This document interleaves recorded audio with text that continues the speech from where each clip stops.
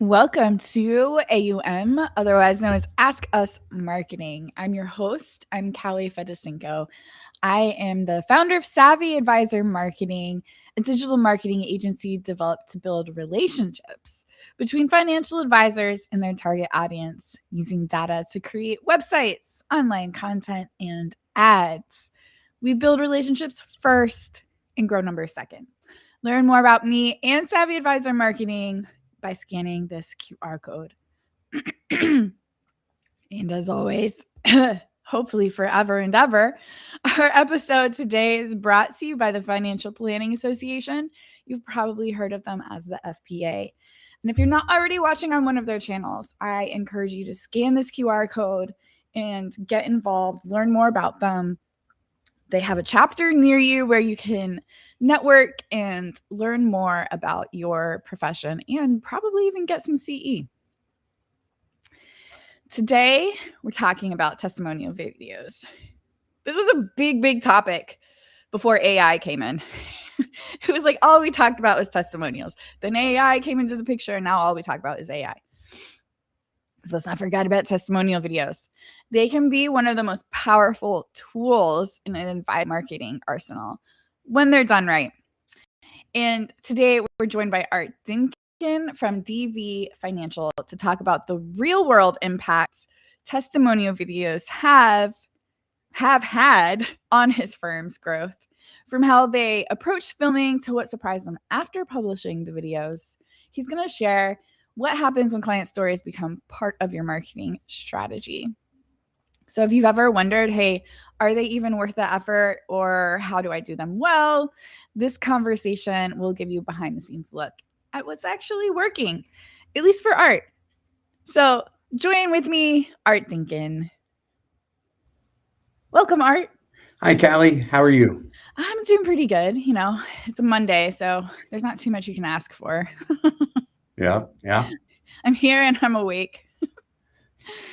Okay, we're starting off the week and we're going to talk about testimonial videos. So tell me a little bit about your firm, and then what made you decide to do a testimonial video? Oh, wow. A little bit about my firm. We are a modest financial planning firm. We do financial planning and investment management primarily. We're very independent. We're associated with an independent RAA that produces no products. We like the fact that our only product to sell is our time, experience, and knowledge. And we are primarily asset-based, but we also, in the right situation, will work on a retainer basis or an hourly basis or a project basis, depending on what meets the client's needs. Okay. Like every firm, there's a lot of firms that are bigger than us, and we've reached that critical mass where we could just maintain exactly our client size and never grow, and we'd be just fine. Yeah. The business would last in perpetuity. Right. But any business that isn't green and growing is brown and dying. So, we're always looking to add new clients. But marketing has been challenging. I mean, we have the same challenges everybody else faces. Right. And I could get on a little soapbox and tell you what I think is wrong with the marketing in this industry and why. But we've always tried to do our own thing and try to be unique because, there's no lack of qualified financial advisors. Yeah. There's no lack of unqualified financial advisors. But we think it's not what we know, or that, we're honest and all that kind of stuff. We think it's more about the fit. So our marketing efforts have always been about how do we communicate our fit to try to find people who are attracted to that. Yes, I love that. Yeah. And you said, did you start with that marketing strategy, or is it something that Oh, kind of no. developed No, over no. We time? started with the strategy of if we invest X number of dollars and we have to bring in Y amount of assets and this whole Mhm. thing cash flows. Right. And that turned out to be a huge disappointment. Yeah. Um, marketing in our field is not about instant gratification. We Yeah. are not selling a single item, one-time purchase that somebody's going to impulse buy. Mhm. A couple things changed my mind. I was at a conference and heard Michael Kitces talk one Yeah. time about, suppose you had a prospect who was going to generate X number of dollars for your business annually. How much would you be willing to spend on marketing to attract that Mm. client? Mhm. And the standard consensus in the room, and this was hundreds of people, Mhm. was about 10%. Yeah. And he said, no, he says, you're looking at it wrong. He said, if your average client tenure is 10 years, then really that client's bringing in 10x to you. So Mm. 10% should be 1 year's revenue. Interesting. And that got us thinking about it a little bit differently. Right. And Yeah. then again, we tried a whole bunch of things that were supposed to be lead generation, and Mhm. they didn't really generate leads. Mhm. Um, and we changed our marketing mantra, Mhm. from generating revenue to pulse over purpose. I And love so this. You this need to is come now, on here more often. well, this is what we do is we're not trying to attract X number of clients this year or bring in, Y amount of assets.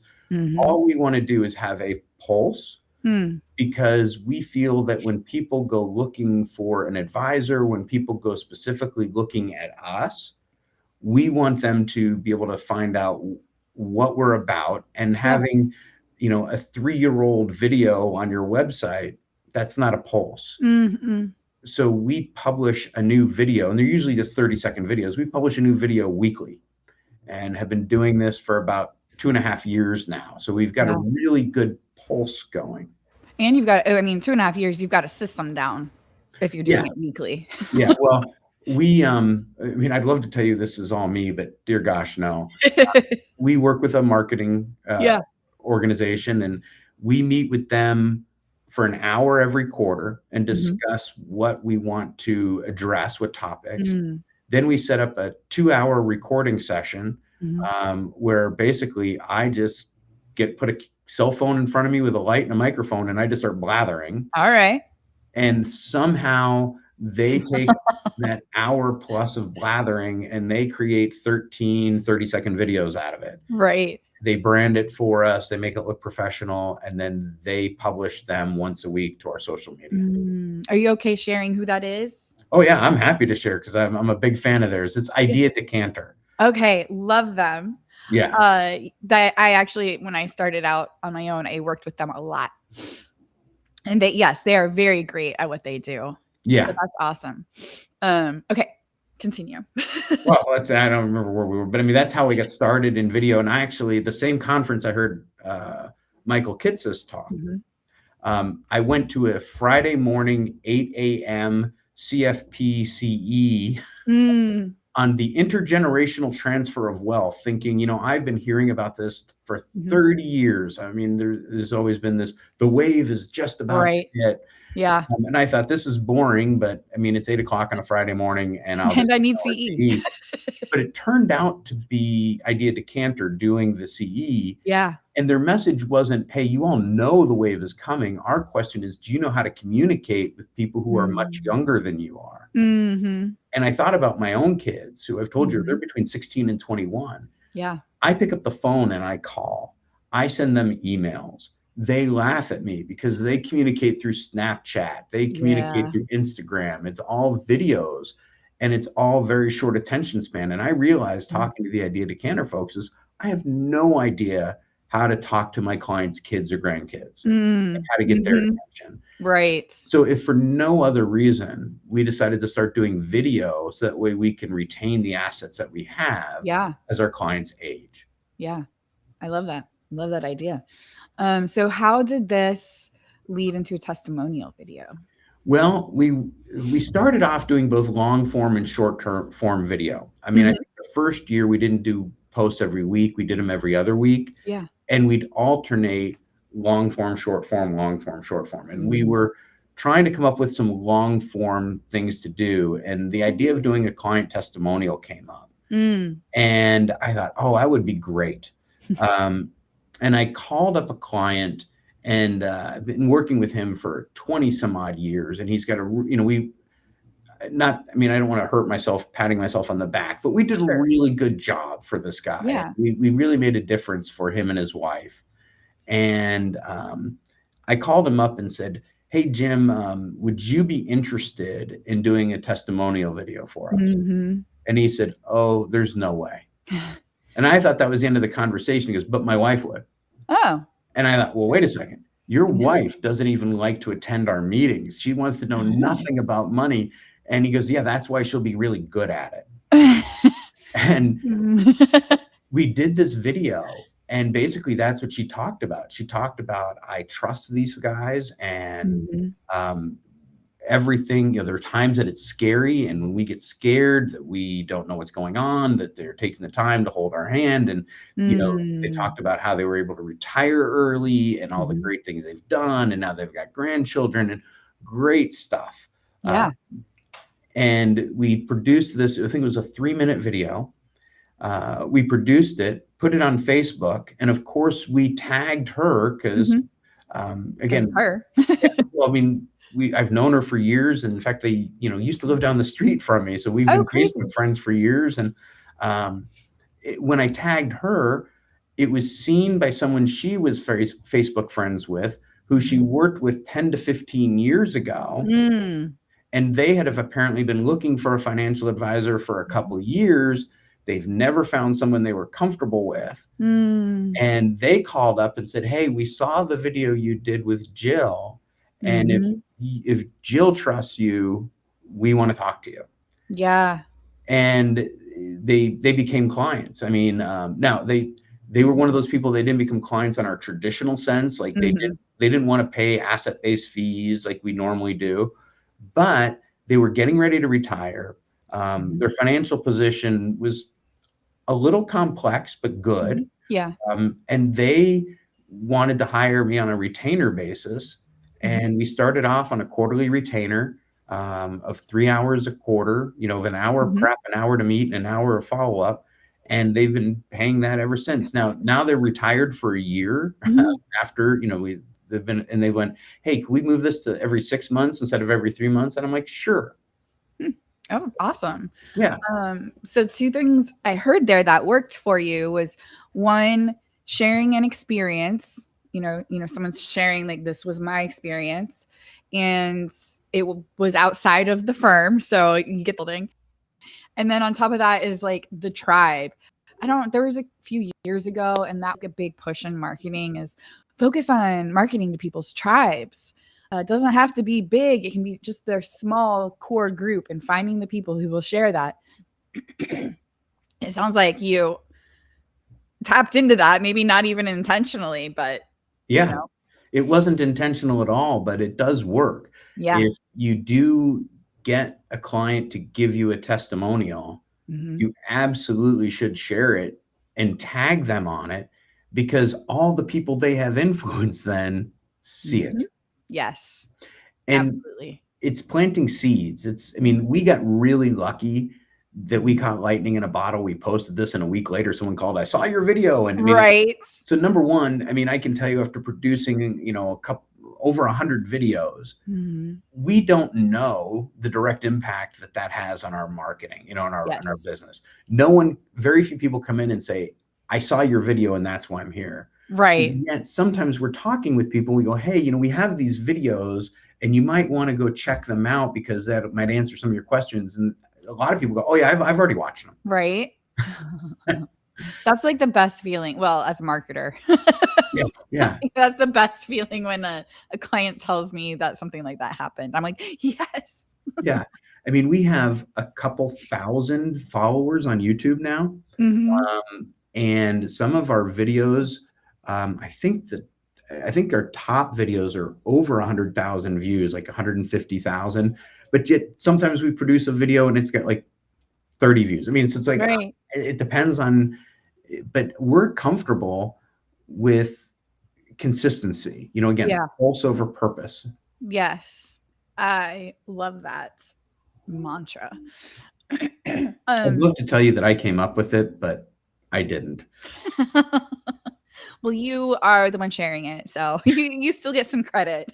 I used to teach adjunct, at a community Mhm. college, and I would tell my students that if you take somebody else's idea, that's stealing, that's plagiarism. Right. But if you steal from more than one source, you can call it research. That's great. I've never considered that before.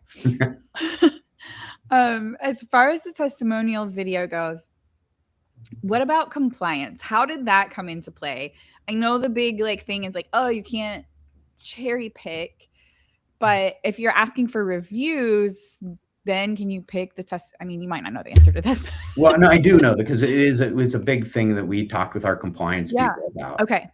You're right. You can't cherry pick. You can't say, "Hey, you're my favorite client, so I'm only going to ask you to Right. do a testimonial video." Yeah. We have put out the call, if you will.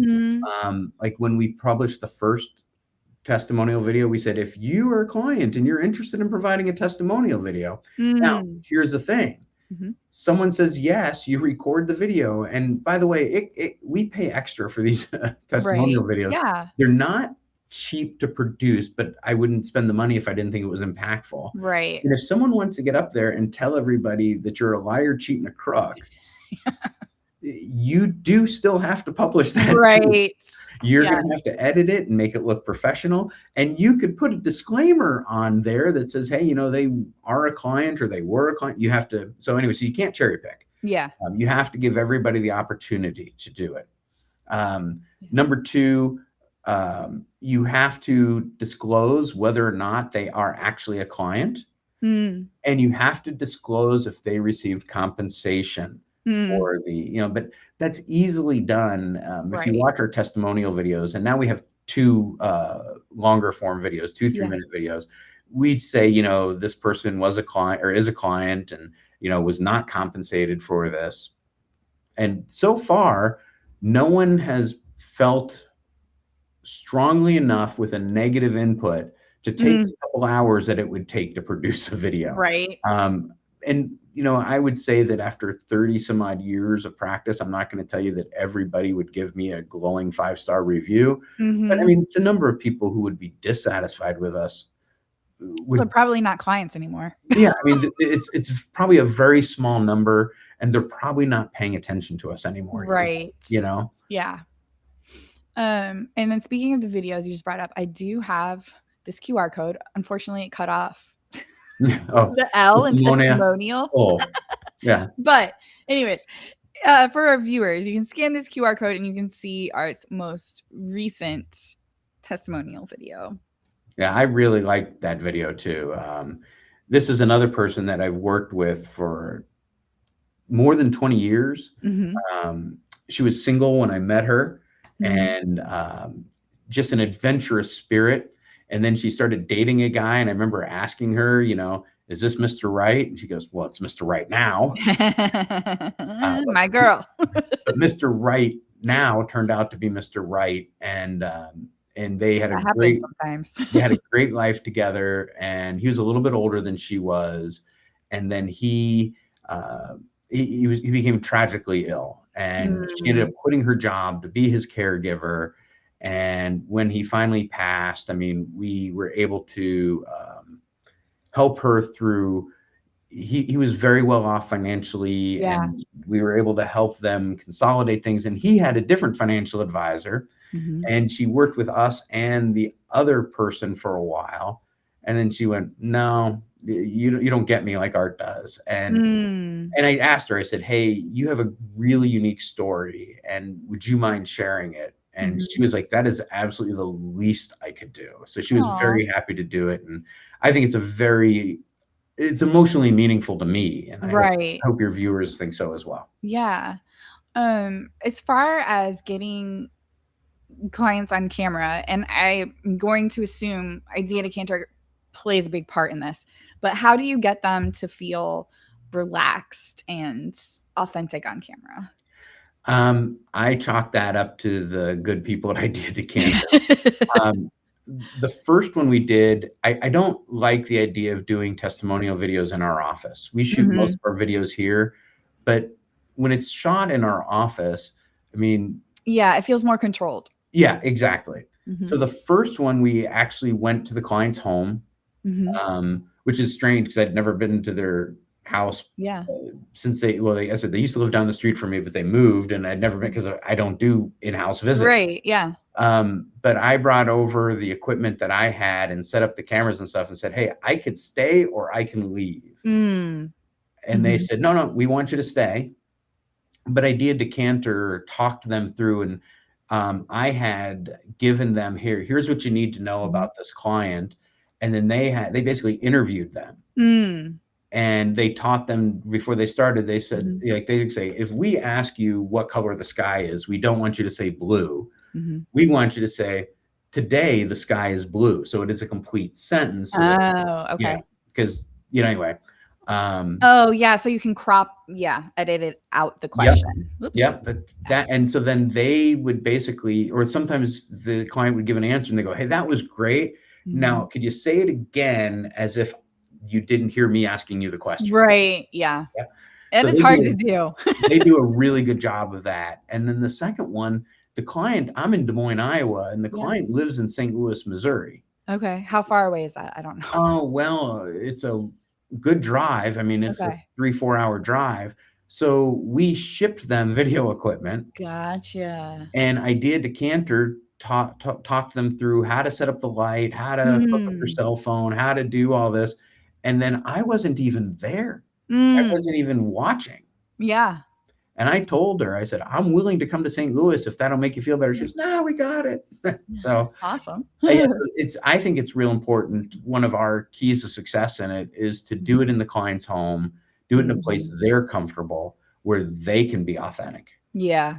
Yeah. I do like that idea because if it's shot in the office, it feels, as the viewer, you're like, can I trust this? Because it feels more controlled. Yeah.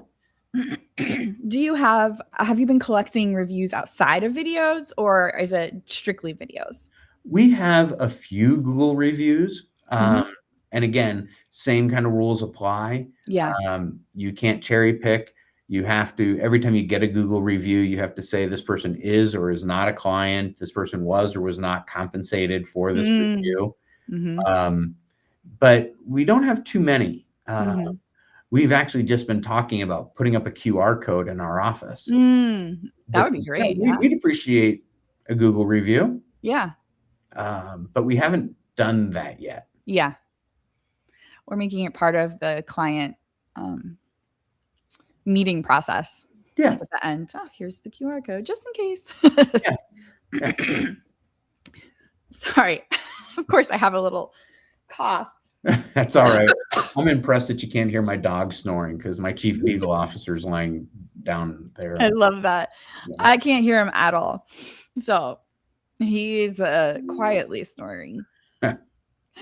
Okay, so for firms who are thinking about creating videos, what would you recommend they do or avoid based off of, the experience that you've had? Well, what to do is to not try to be like everybody else. 15, 20 years ago was the first time I hired a marketing firm. Yeah. And we went through a very expensive process they called brand discernment. I still don't know what it means, but I do know how much it costs. And they sat me down in a room and they said, "Why do people do business with DV Financial?" And I gave them what they referred to as the Boy Scout answer. Trustworthy, honest, courteous, kind, obedient, thrifty, brave, clean, reverent, all that kind of stuff. And they laughed at me. Yeah. And I said, "I'm paying you too much for you to laugh at me." They said, "How many of your competitors are out there telling people that they're dishonest? They don't know what they're doing." And I'm like, "None of them." They said, "Exactly. So you're standing in the woods wearing camouflage and you're upset because nobody sees you."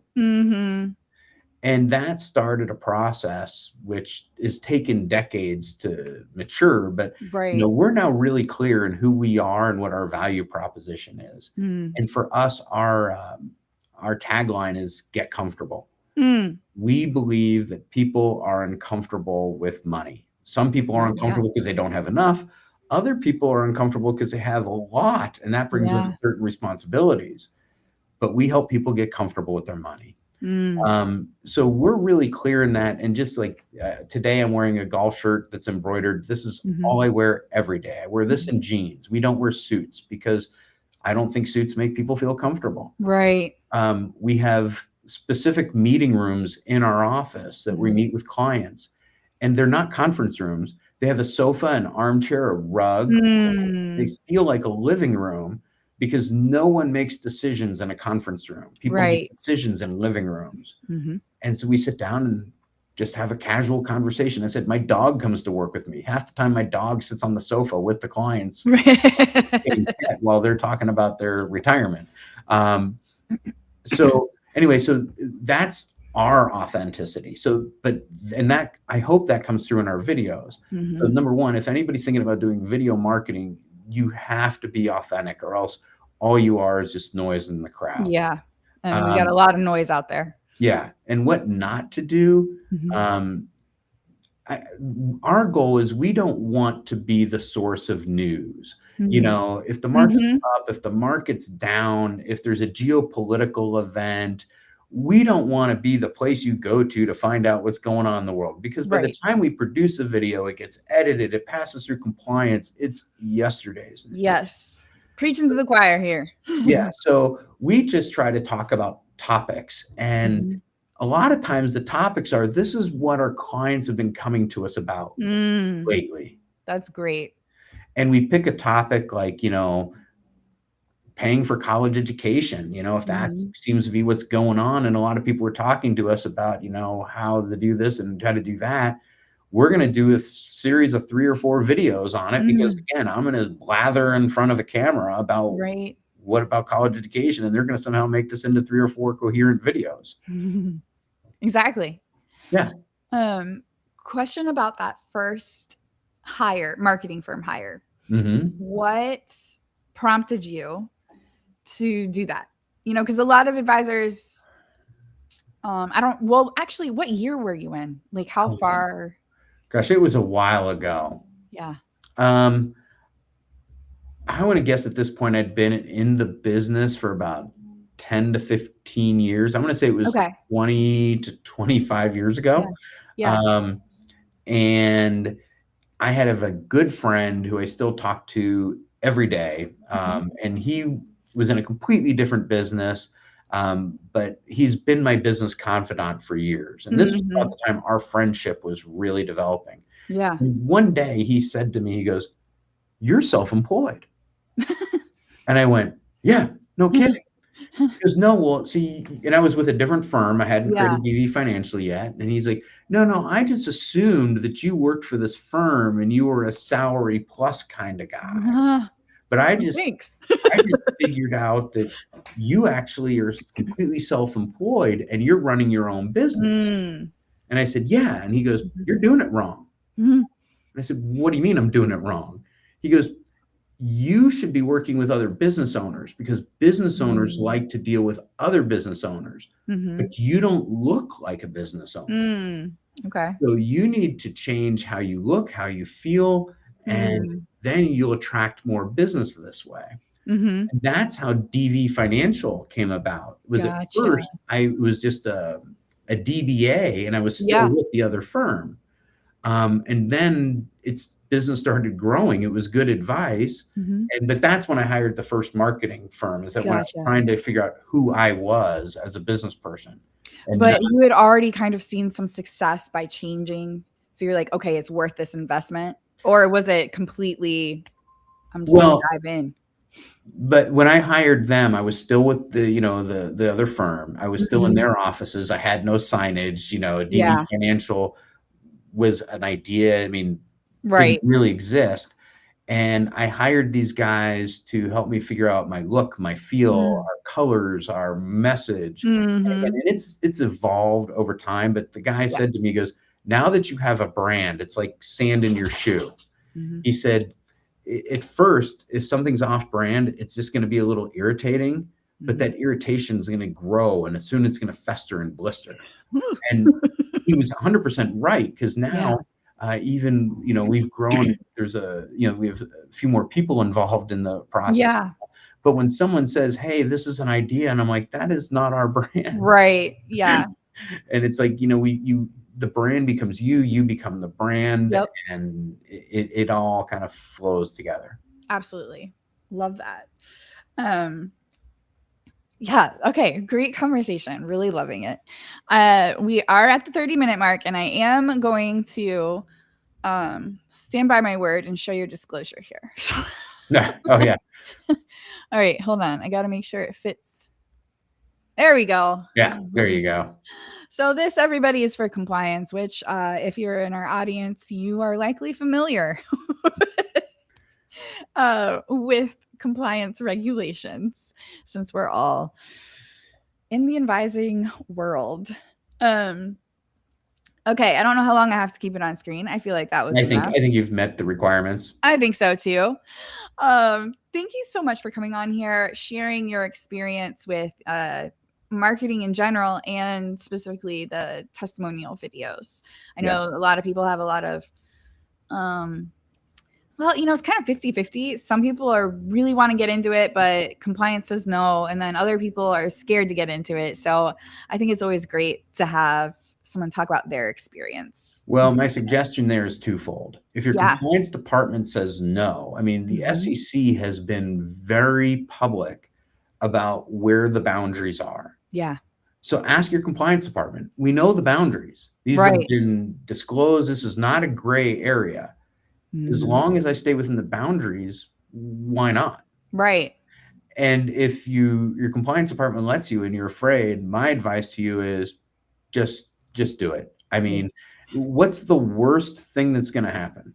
Right? Right. Someone's going to give you a bad testimonial. I mean, and again, I go back to, and we have this conversation internally. Well, what if someone gives us a bad testimonial?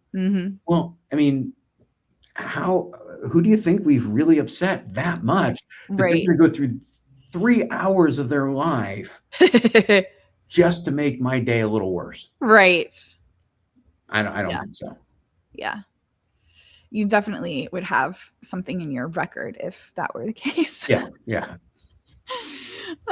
Yes. Great points. Love that. Thank you again for coming on.